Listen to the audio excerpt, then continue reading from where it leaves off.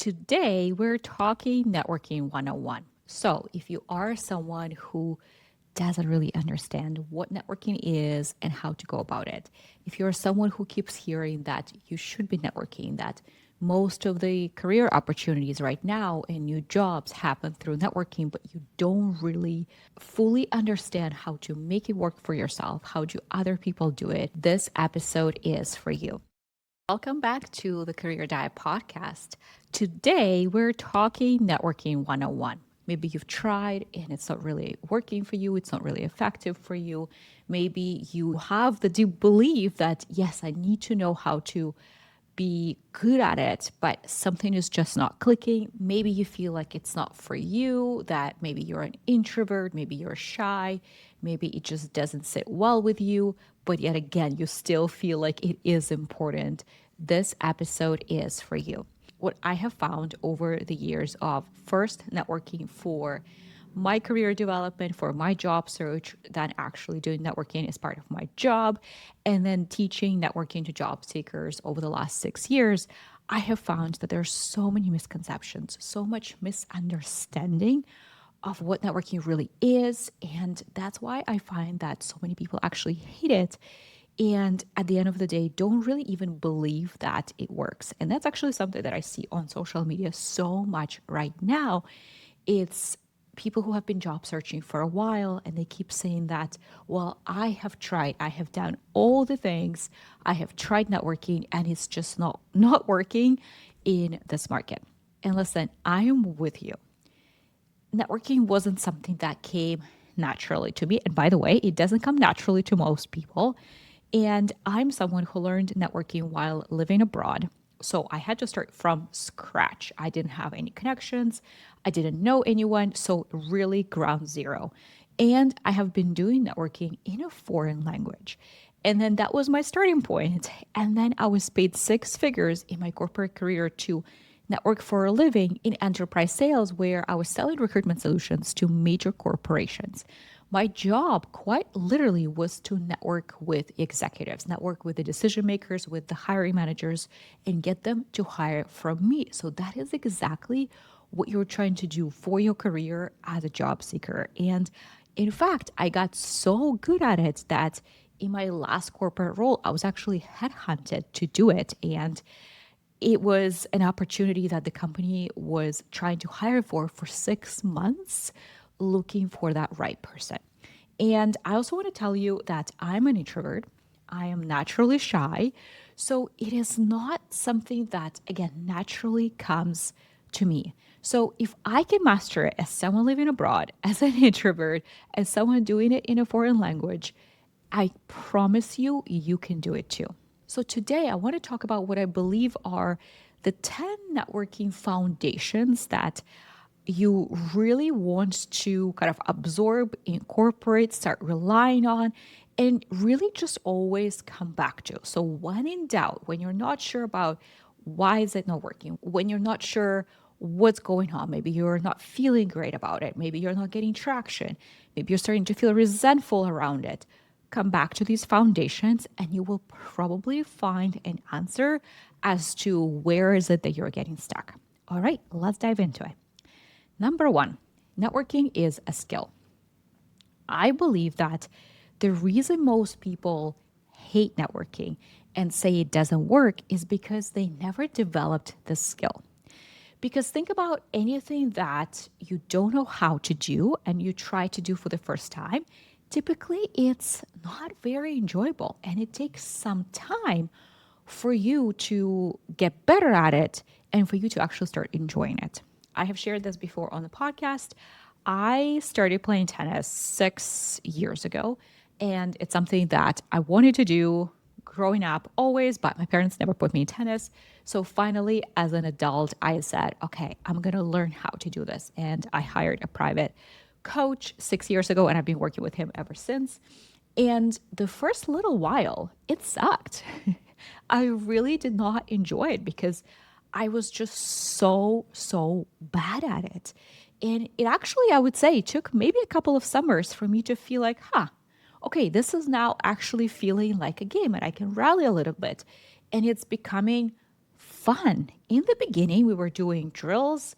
It was just a lot of repetition. It was really developing that muscle memory. It was not enjoyable. And same really with networking because it's a skill and you never really invested proactively and consciously into developing it. That's why it just feels so off. And that's why you're not seeing the results that you would want and the results that you hear other people talking about. And that's why you stop doing it. And that's why altogether it has such a bad reputation. So, what I offer you is instead of being in that mindset of, oh, networking, oh, I don't want to do it, it doesn't work. If this is a skill, what do I need to do differently? What do I need to learn so that I get better and so that it starts getting enjoyable? And I promise you, it will be enjoyable the second you start seeing results. And you will start seeing results when you get better at it. The same way I started enjoying tennis as I got better at it. Now, another thing I want to mention here is that when it comes to networking, there are actually two parts to this skill, which is something that I believe a lot of people don't realize. The first part is getting people to meet with you. That's a skill in itself. So whether it's through connections that you already have, introductions, people you've met in the past, or full cold reach out, someone who doesn't know anything about you, there are no common connections, but getting those people to actually meet with you and connect with you. Think about this as kind of business development type of skill. The second skill here is to actually lead those conversations intentionally, strategically, so that you are developing a relationship, so that those conversations lead to next steps. So I kind of think of the second skill as sales. So those are two different skills: BD, business development, and sales. That is networking. And by the way, if you have been following me for some time, I have been talking about networking for years and years and years online. And most of the time, I keep getting asked, well, can you just share a template? Can you just share a template that we can use to reach out? And I would never just share a template because a template is not a skill. Yes, our clients get frameworks, they get templates, both for the outreach, for follow-ups, for handling objections, for leading that meeting. They do have templates and scripts, but they also have AI tools to actually practice, for example, for those meetings. They practice with each other. They get my feedback twice a week. So we are really developing a skill. The template in itself, you don't need a template. That's not actually what will help you to develop the skill. It's a very, very small part of building that skill set. All right. Okay. Number 2, networking is not about you. It's about them. I have talked about this on the podcast before, but networking is not about you pitching yourself. It's not about you telling this person in front of you about you and your experience and where you've worked. It's not about you sending your resume to strangers or reaching out to someone telling them you have applied for a job. That is not networking. Reaching out to someone you haven't talked to in years and asking them for a referral link is not networking. I want for you to think of networking as relationship, as rapport. Networking requires having that rapport. It requires a relationship. Even if that relationship just got established today, it requires some sort of an actual interaction and not just links and DMs. Networking also requires learning. So getting intel from that person, learning about their path, learning about challenges and priorities of that project or team or company. That is the goal, the purpose of networking: relationship, rapport, learning. It's not an exchange of a few texts. It's not about you, it's about them. Number 3, if you can copy paste it, it is not specific enough. Because the goal is learning, a relationship, you want for people to feel special. That's really how you get the relationship started, is by making those people feel special. Like you want to talk to them specifically, like you want to learn from them specifically. Like there is something about them that is so special. And trust me, that really how people start to like you, not by you pitching yourself and talking about your experience, but because you make them feel special. That's Carnegie 101. So, if your outreach on LinkedIn, for example, is about, hey, here is my resume, I just applied for a job, that's not about them, it's about you, but it also doesn't make them feel any special, right? It feels that it's the same thing that you send to everyone. Or if your message is, hey, would love to pick your brain about the ABC company or about the XYZ industry, again, that feels very generic. And to the person receiving that message, it feels like, well, you're just sending this to everyone. Why is it that you want to talk to me? I would even say that to me kind of feels a little lazy. And that's why people wouldn't respond to it. So think about when you're reaching out to someone and when you're preparing questions. What is it that you can learn from that person specifically? Make them feel seen, make them feel very special. Number 4, the goal is a meeting. Because networking requires rapport, requires a relationship, you can't establish that via a few DMs on LinkedIn or via a referral link. You need to book actual conversations. Your goal is always to book a meeting. So once again, when you reach out saying, I've applied, here's my resume, that doesn't really do anything for you. That doesn't really help you. If someone tells you, hey, I will forward your resume to the hiring manager, just send it over, you get very excited. But again, that's not a conversation. That's not a relationship. That's not you learning. That's not you building rapport.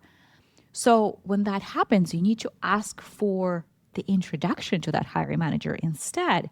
And once you get introduced, you ask for that hiring manager to meet so that you achieve your goal of getting a meeting with them.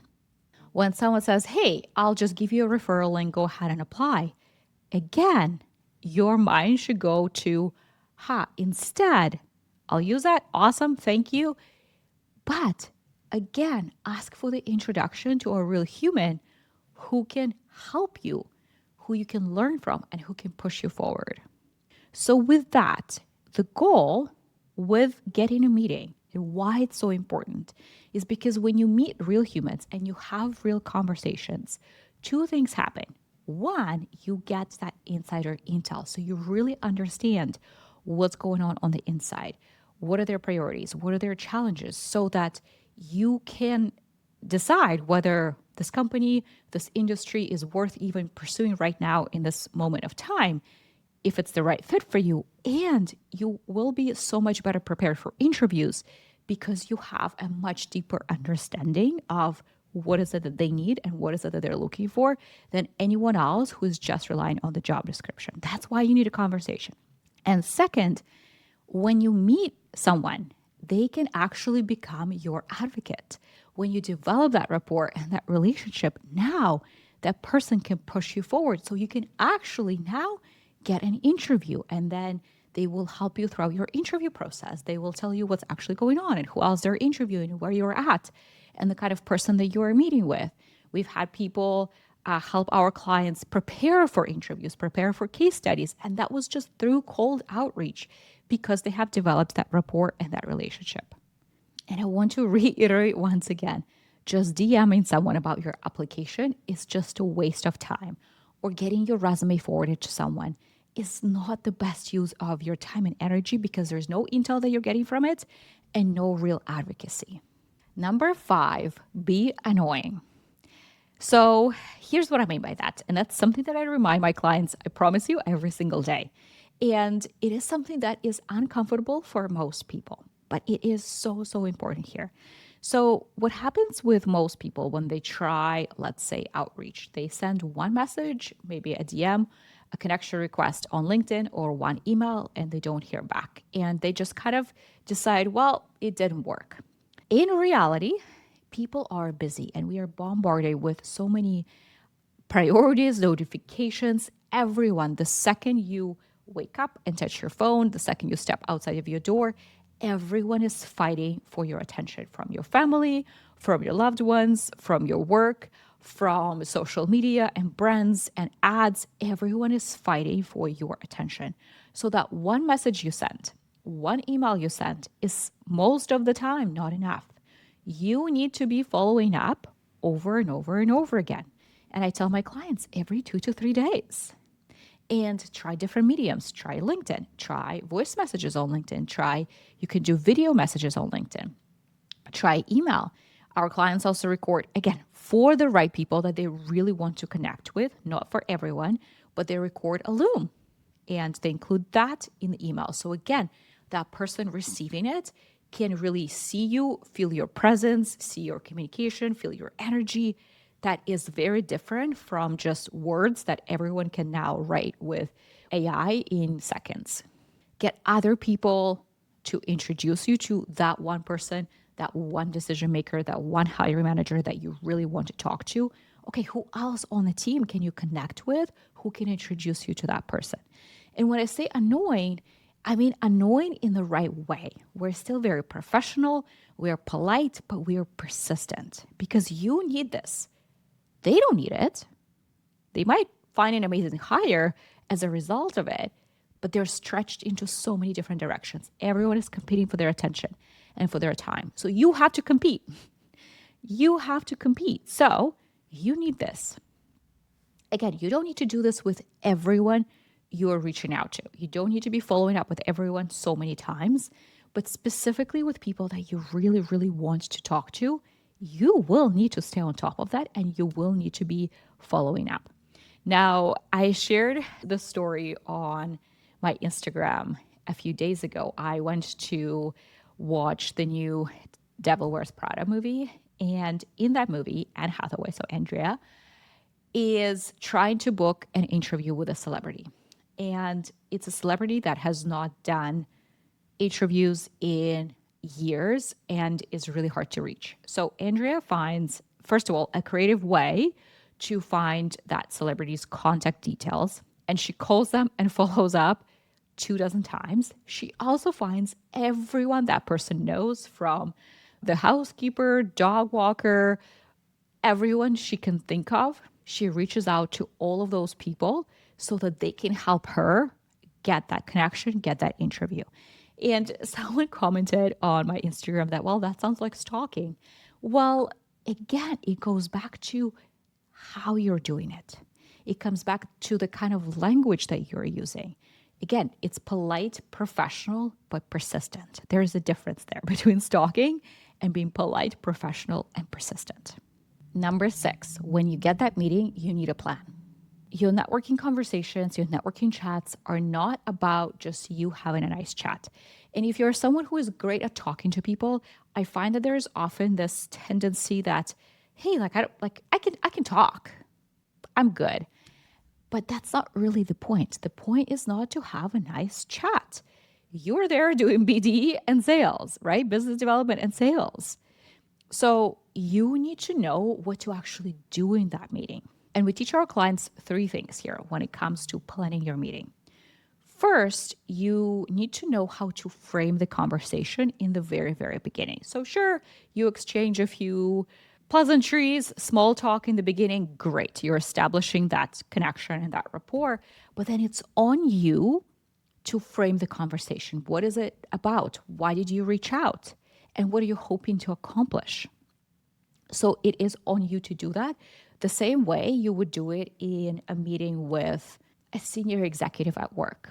They need to know the agenda of this conversation. Okay, so framing the meeting is very important. And we actually give our clients a full framework for how to plan their meeting, how to approach it. We give them a script, they practice. But bigger picture, what you need to know is, number 1, you need to frame the conversation in the beginning. Number 2, you need to come in with questions prepared. And what you want to think about here is, when it comes to your questions and the line of questioning and where you're going with these questions, think about, speaking of preparing a plan, think about, what do you want to lead to? So is it that you're trying to get an introduction to someone? So there's a very specific person on this team, let's say the leader of the team, so that would be the hiring manager, for example, that you want to get connected to. Well, make sure that your line of questioning goes at some point to around who is on the team, how the team is structured. And it's not just general questions. You have already done your research and you're asking based on what you have found, based on your research. You're just getting their deeper intel. And then you ask, oh, and I see that Bob is leading this team. That's what I saw on LinkedIn. Is that right? Now that name came up already, so it will be very natural for you at the very end to ask for that introduction. Or if you want for next steps to be around, let's say, an interview and there is a specific role, well, you need to lead to talking about the team, their priorities, their challenges, the gap.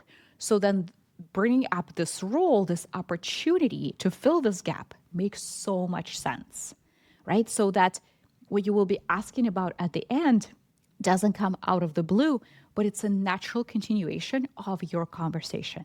So see the difference here between just a nice chat and really strategically planning out this meeting.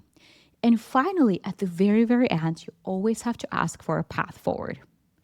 It's not just, hey, let's stay in touch. This was great. You can't really do much with that. But you always have to go in with a goal going into that conversation. What do you want the outcome to be? Do you want to be introduced to someone? Do you want to get into the process to be interviewed for something? You need to be specific about it for yourself, and then you need to ask about it explicitly at the very end. But again, it doesn't come as a surprise. You already framed the conversation in the beginning that this is something that will be coming up, and then you let your line of questioning for you to already talk about this. So it makes so much sense that at the end, that is the path forward. Number 7 is 90-10 rule. In a networking meeting, 90% of the time it's them talking and 10% of the time it's you talking. Remember, it's about them, not about you. That's how you get people to like you, is them feeling seen, feeling important, feeling special. Just when in doubt, when you're planning your meeting, really, really focus on most of the time, it's them talking, not me talking. I ask a question and I give them time and space to share. So that's what I want for you to follow when you go into those meetings. Number 8, if you can Google it, don't ask it. So if you get stuck in, okay, well, what is it that I ask? How do I get to where I want to get to? Again, think about what is it that I can learn from this person specifically. So think their path, their experience, their opinion, their vision. You can learn from them about the team, about the company. And specifically, when I say the team and the company, their challenges, their priorities, what is going on the inside right now. So an example that I often give is, let's say you're considering a career in accounting. Don't ask someone, hey, how do I become a CPA? You can easily find an answer to that online. And honestly, that will kind of make you look stupid if you're asking questions that are really easy to Google and find an answer to online in seconds. But rather, if you ask that person, did you find your path to becoming a CPA more or less challenging than you expected? Why is that? Would you recommend it to others? Why? So that is very different from, well, how do you do that? Number 9, networking is an ongoing activity. What I see most often is job seekers would reach out to a couple of people here and there. Maybe they're applying for a job. Okay, I'll reach out to this hiring manager or to this recruiter. So 2-3 people over the course of weeks and months, and then they're done. And they wonder, okay, why is this not moving me forward? Why is this not helping me? Networking is an ongoing activity. In fact, when our clients join the Start Canada program, our signature job search coaching program, what happens is I tell them that starting week 2 in the program, we set a very specific plan for them with goals and milestones and priorities. And what I tell them is that starting week 2, networking becomes your number 1 priority when it comes to your schedule, when it comes to your calendar, when it comes to your energy. Networking and specifically having those meetings on your calendar ongoing, that is your priority. When you get an interview, you're actively interviewing somewhere, you're in round 2, 3. What most people do is just do that, right? And they're just hoping that that works out. But what our clients do is, yes, we dedicate a lot of time and energy to that interview and that prep, but your networking doesn't stop. It is ongoing every single week.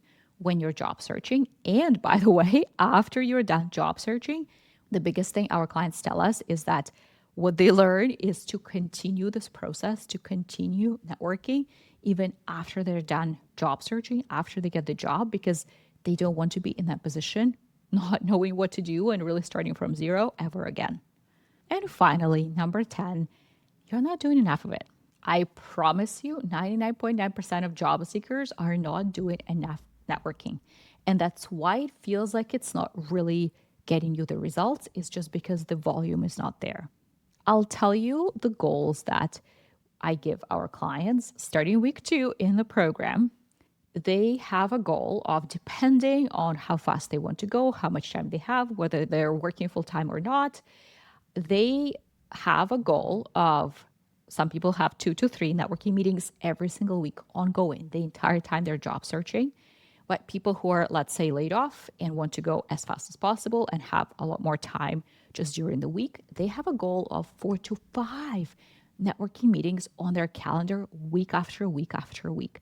Just imagine how much more opportunities they get, how many more interviews they get, how many more introductions they get, how much more intel they have. So you're not doing enough of it if you don't have multiple meetings on your calendar every single week.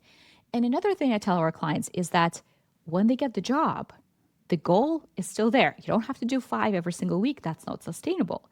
But 2, 3 a month, a quarter, depending on your goals right now, but maintaining that cadence, maintaining that habit, continuing to work on that skill, that is an ongoing activity. All right. These are the 10 networking foundations. I hope you have enjoyed this episode, and I hope it inspired you to get deeper into building your networking skills, to get more active, to increase your volume, to learn how to actually do it, so that you're getting intel, you're getting introductions, you're getting referrals, you're getting people to actually help you get interviews. And this is something that we do with our clients inside the Start Canada program very, very deeply together week after week. So if you want to learn the skill a lot faster, avoid all the mistakes and disappointment along the way, and get your next senior 150K plus role in weeks, not months, then let's talk. I will leave a link down below so that you can connect with us, with my team, and book your free career strategy call so that we can see where you're at in your journey and whether it can be a fit. All right, that is it. I will see you in the next episode.